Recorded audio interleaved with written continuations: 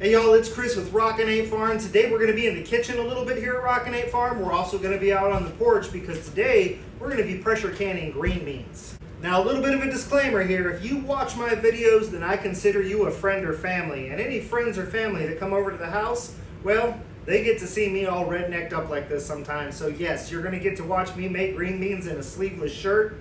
It's about as redneck as it gets, but hey, what can I say?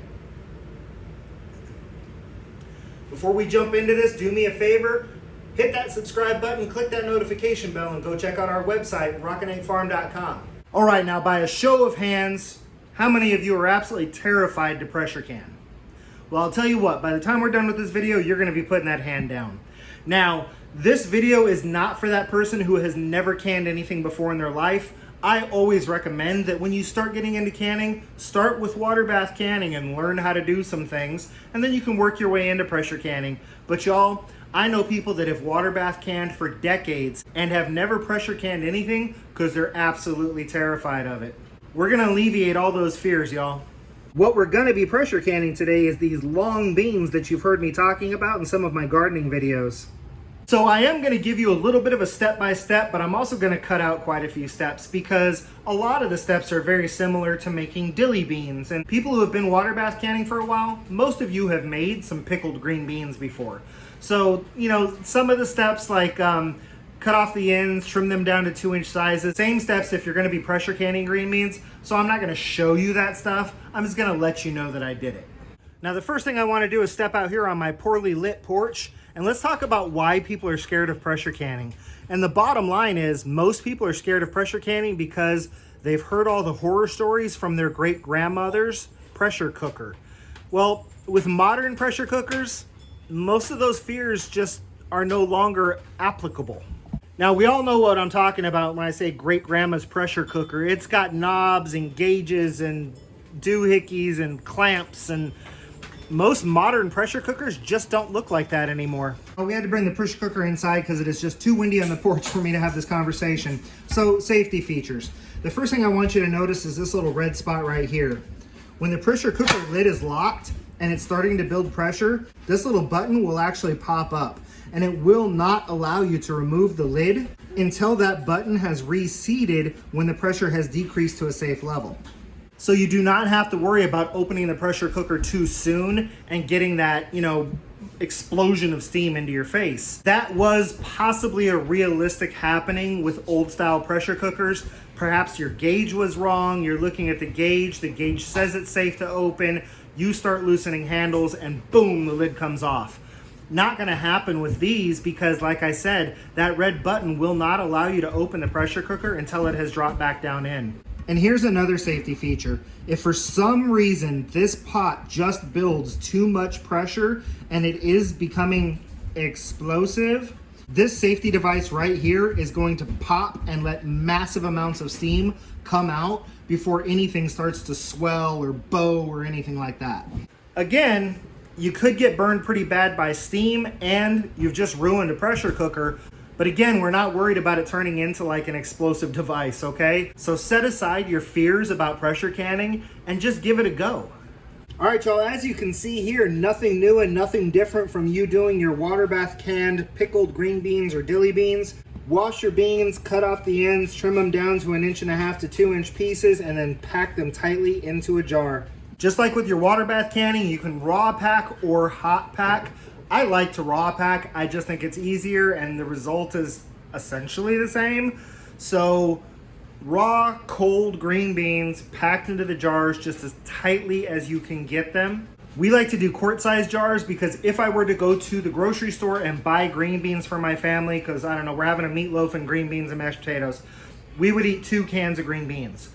2 15-ounce can of green beans, essentially the same as a quart. So I like to can my green beans in quart-sized jars. That quart-sized jar is just a single serve, 1 meal for our family, maybe a little bit of leftovers, but a pint would not be enough for us. Next step is super simple. Because they're quart-sized jars, we're gonna do a teaspoon of salt in each jar. We're gonna top them off with hot boiling water right up to about the 1 inch of headspace mark. And then that's where it starts to get a little bit different between water bath canning and canning in the pressure cooker. All right, y'all, so already got the water started heating in here. There's about an inch of water. The lid is floated up a little bit. About an inch of water. The way I measure that is it's up to my first knuckle. I'm gonna set my jars down in here.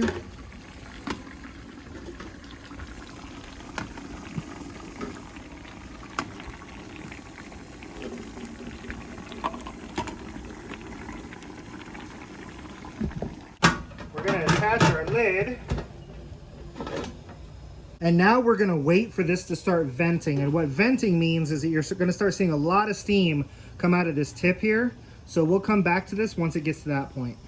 All right, y'all, I don't know if you can see it on camera, but I know you can hear it. So what we got going on right now is that this pressure cooker is venting steam, and we're gonna let it do this for 10 minutes. So basically, you put the jars in there, you put the lid down, you can see now that this little safety petcock here is popped up. We're venting steam. It's all coming up to temp.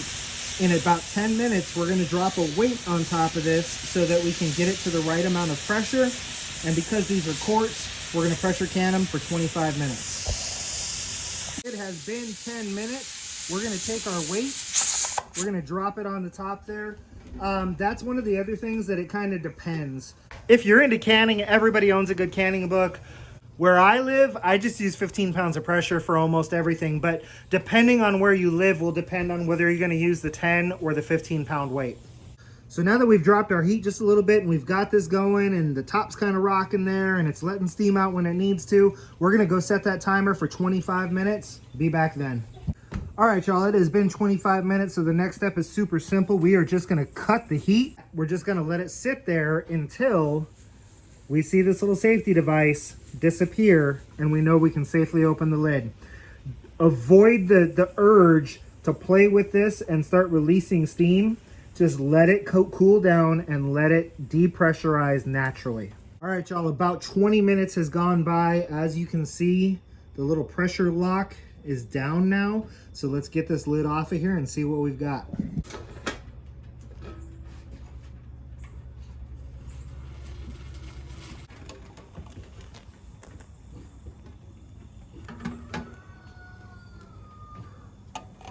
All right, well, what we got is 5 quarts of perfectly canned green beans. These things are gonna stay warm for several hours. It's probably gonna be a little bit before you start hearing the little tops ping, because when they come out of a pressure cooker, they are very hot.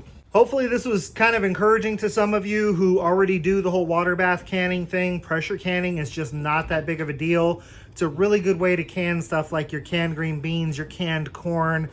Don't be scared of it. You know, be careful, be cautious. But to be honest with you, I have gotten burned by boiling water bath canning, far more than I have ever gotten injured in any way through pressure canning.